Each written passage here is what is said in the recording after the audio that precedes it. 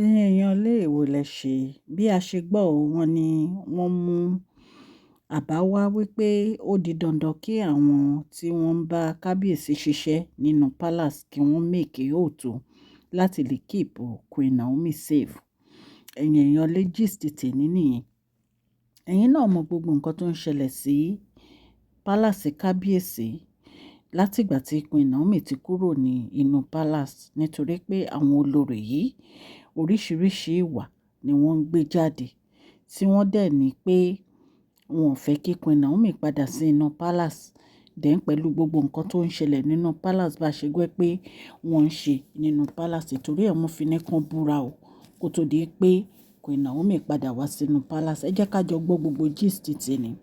Tó bá jẹ́ ìgbà àkọ́kọ́ ní tẹ́ ń darapọ̀ mọ́ Mashola Gist TV mo kì í káàbọ̀ sí orí channel mi. Ṣé àlàáfíà ni ẹwà gbogbo lè ń kọ́?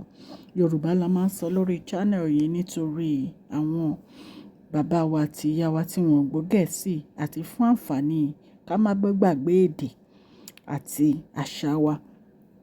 Ẹ̀yin èèyàn lé à ń sọ̀rọ̀ nípa celebrity gist, royal gist, politics àti gbogbo nǹkan tó ń ṣẹlẹ̀ ní agbègbè orílẹ̀-èdè bàbá wa ní ilẹ̀ Nàìjíríà. Ẹ̀yin èèyàn lé tẹ́ bá ti subscribe o so that tá bá ti post any gist ẹ máa rí òkè òkè ní ọlá yín á máa lọ. Ọlá yín ò ní lọ ìsàlẹ̀ láíláí.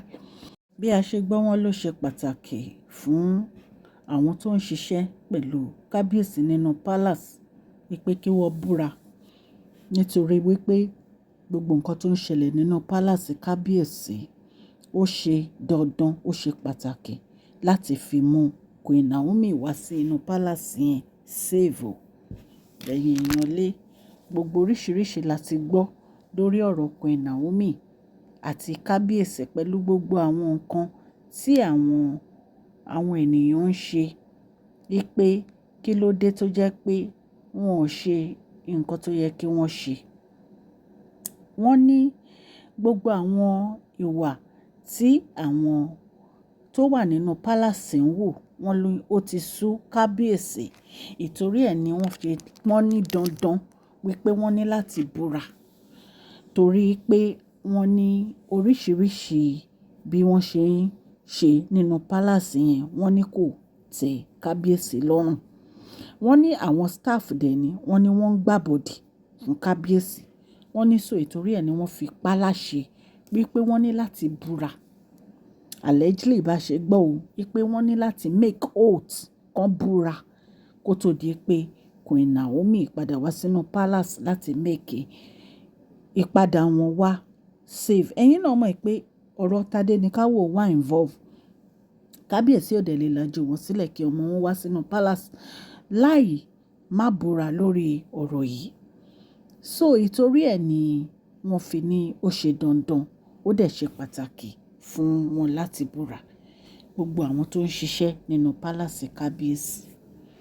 Ẹ wo gbogbo nǹkan tó ń ṣẹlẹ̀ tán ní àwọn olórí máa ń rán àwọn ènìyàn níṣẹ́ nínú palace kábíyèsí. Wọ́n ní gbogbo àwọn tó ń bá Queen Naomi ṣiṣẹ́ àti kábíyèsí directly gbogbo wọn ni wọ́n máa make oath nítorí pé wọ́n lè fi iná sí orí òlé sùn. Ẹ̀yin náà mọ̀ wípé ọ̀rọ̀ palace kábíyèsí wọ́n ní láti mójútó gbogbo àwọn nǹkan tó ń ṣẹlẹ̀ nínú palace. So ìtorí ẹ̀ ni wọ́n fi ní kí wọ́n make oath. So gist tèmi nìyẹn.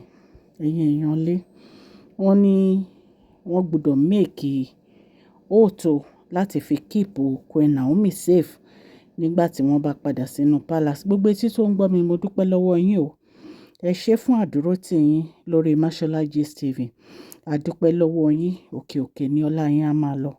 Ọlá yín ò ní lọ ìsàlẹ̀ láíláí. Gbogbo bẹ́ẹ̀ ṣe ń support channel yìí tẹ́ ń like tẹ́ ń share. Ọlọ́run ọba láàánú á ṣàánú yín o. À ń ṣe advertisement lórí channel Mashola Gist TV. Tẹ́ bá fẹ́ polówó ọjà yín, ẹ fẹ́ polówó ilé ilẹ̀ oríṣiríṣi nǹkan mèremère tẹ́ ń tà. Mashola Gist TV lè bá yín polówó ẹ̀. Ní agbára Ọlọ́run ẹ kàn sí ilé iṣẹ́ wa ní masholagist.tv@gmail.com. Ọlọ́run á wà pẹ̀lú yín. Ẹ ṣé mo dúpẹ́ o. Ọlọ́run aláàánú á bá mi dá sí ọ̀rọ̀ tẹ̀yin náà, ojú òní tìyín o. Ẹ jọ̀ọ́ ẹ bá mi fún fídíò yìí ní thumbs up o. Please share this video, like and subscribe. God bless you all.